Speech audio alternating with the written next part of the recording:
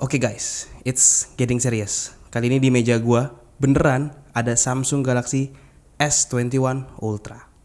Enaknya kita bahas apanya ya?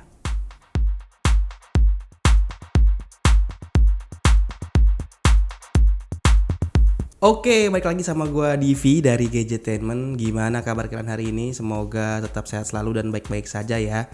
Dan ini kayaknya masih dalam rangka video sambungan dari Samsung Galaxy S21 yang udah gue bikin kemarin bareng sama Wisnu.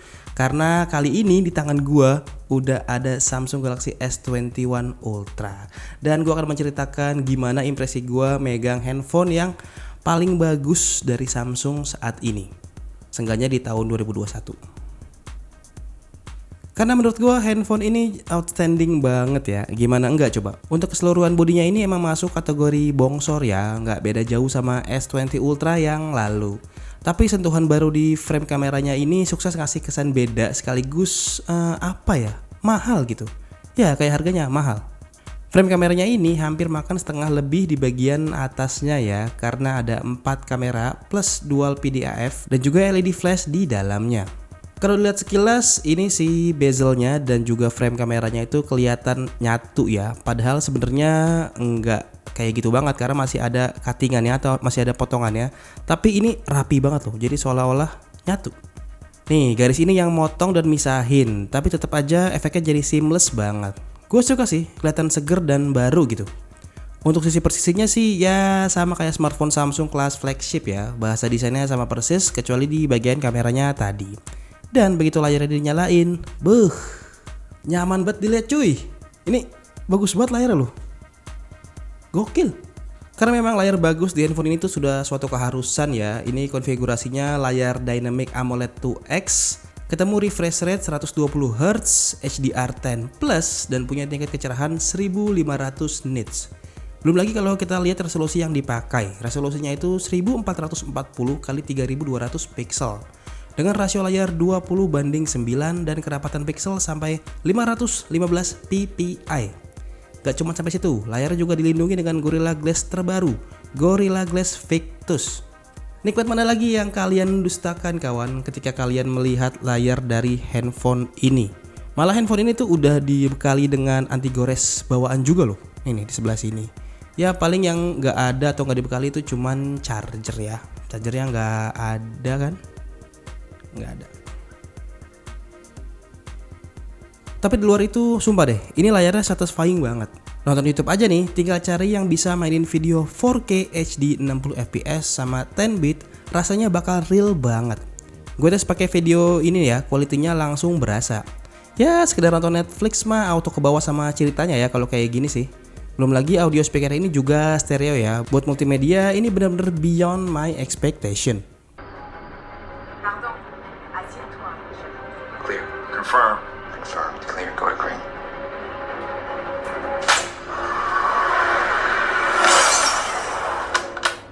Oke, sekarang kita pindah ke bagian prosesor ya. Handphone ini menggunakan prosesor terbaru dari Exynos, yaitu adalah Exynos 2100. Ini adalah Exynos terbaru dan terkencang saat ini. Apakah itu bisa digunakan untuk multitasking berat, buat main game berat, dan komputasi berat lainnya? Dan kalau kalian pengen tahu spesifikasi keseluruhannya, kurang lebih kayak gini nih. Prosesor Exynos 2100 dengan arsitektur chipset 5 nanometer. Ini yang terkecil saat ini ya. Octa-core juga dengan clock speed terbesar sampai 2,9 GHz di Cortex X1. Untuk GPU-nya pakai Mali G78 MP14, RAM-nya 12 GB. Ini yang versi gue yang 12 GB ya. Terus memori internalnya 256 GB, udah pakai UFS 3.1 juga dan berjalan di Android 11 dengan versi One UI terbaru, One UI 3.1. Dan untuk tes gaming, gue akan coba ngetes main game PUBG Mobile, tapi di sini gue ngetesnya sebatas friendly user aja ya, atau nggak terlalu kompetitif banget, karena gue coba pengen lihat gimana kemampuan gamingnya. Dan selama ini juga gue ngegame tuh pakai Samsung Galaxy Note 20 dan itu pakai Exynos 990. Dan mari sama-sama kita lihat apakah ada perbedaannya atau tidak. Dan sebagai pembanding, di sini itu settingan yang di Samsung Galaxy Note 20 itu gue dapatnya smooth extreme aja ya. Pas gue naikin ke balance, ekstrimnya ternyata nggak aktif. Begitu juga naikin ke yang seterusnya. Ya mungkin ini ada konfigurasi tersendiri dari Samsung ya, biar ngejar kenyamanan pas lagi ngegame. Jadi kalau misalkan mau yang frame rate-nya tinggi, cuma di lock di extreme aja atau cuma di lock di smooth aja. Gimana dengan si S21 Ultra ini? Di S21 Ultra untuk main game PUBG Mobile ini ternyata juga hanya sanggup berjalan di smooth extreme ya untuk dapat config ekstrimnya. Dan begitu di up ke balance, high dan seterusnya hanya sanggup di bagian ultra aja. Ekstrimnya itu kayak kelok gitu. Hasilnya ya kurang lebih agak sama seperti si Galaxy Note 20 atau semua handphone Samsung yang pakai prosesor 990 ya. Tapi catatan di sini adalah bukan karena smartphone-nya ini nggak bisa deh. Karena menurut gua kayaknya Samsung emang sengaja ngasih pilihan smooth extreme aja untuk di 60 fps-nya dan nggak ngasih pilihan ekstrim di settingan balance, di settingan high dan seterusnya untuk ngunci gameplaynya. Jadi gameplaynya itu nggak gampang throttling, nggak gampang panas device-nya. Jadi FPS-nya itu nggak naik turun, makanya demi ngejar kenyamanan bermainnya hanya di lock di smooth extreme aja. Ya ini balik lagi ke kalian sih. Apakah kalian sukanya mainnya di settingan yang paling tinggi, rata kanan atau smooth extreme aja udah cukup. Tapi overall buat gua nggak ada masalah main game di handphone ini. Dan sekarang kita pindah ke bagian kameranya. Untuk bagian kameranya ini juga kena perombakan yang cukup banyak ya. Kalau dilihat sekilas ini kayak punya 5 kamera. Tapi sebenarnya ini cuma 4 kamera aja loh. Kamera utamanya ini punya resolusi jumbo 108 megapiksel, f1.8 26 mm. Ada juga lensa periskop telefoto 10 megapiksel, f4.9 240 mm. Ada juga lensa telefoto 10 megapiksel lagi, tapi ini f2.4 70 mm. Dan yang terakhir lensa ultrawide 12 megapiksel, f2.2 13 mm. Satu lubang yang mirip lensa ini adalah dual pixel PDAF ya. Dan ada LED flash juga. Dan kalau misalnya kita pindah ke kamera depan, ini yang menurut gue rada killer sih. Resolusinya itu jadi 40 megapiksel, f2.2 26 mm. Kalau gue nggak salah ya, di S21 sama di S21 Plus itu resolusi kamera depannya aja cuman 10 megapiksel. Di sini 40 megapiksel. Gede. Untuk hasil dan kualitas fotonya sih sepanjang gue pakai ini beberapa hari ya, ini udah bagus banget loh. Warnanya dapat banget, saturasinya juga oke, tingkat ketajaman detailnya juga bagus. Hasil ultrawide-nya aman nih, nggak ada masalah. Paling cuma ada sedikit distort aja, tapi ini juga bisa dibenerin ya.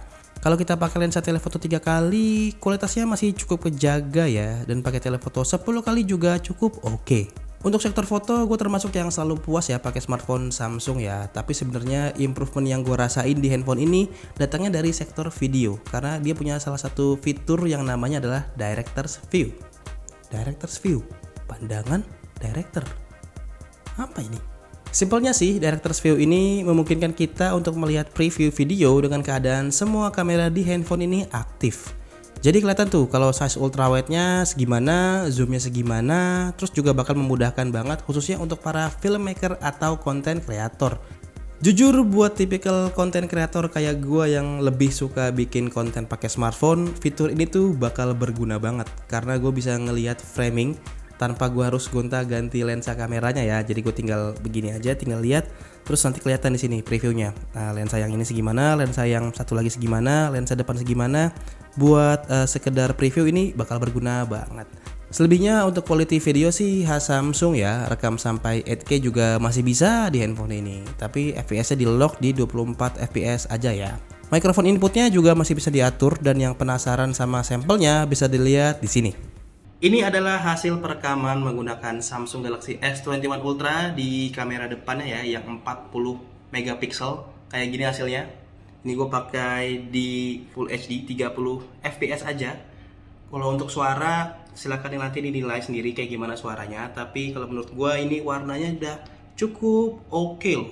Dan di sebelah sana ada Pak Wisnu yang sedang merekam. Nah, tuh.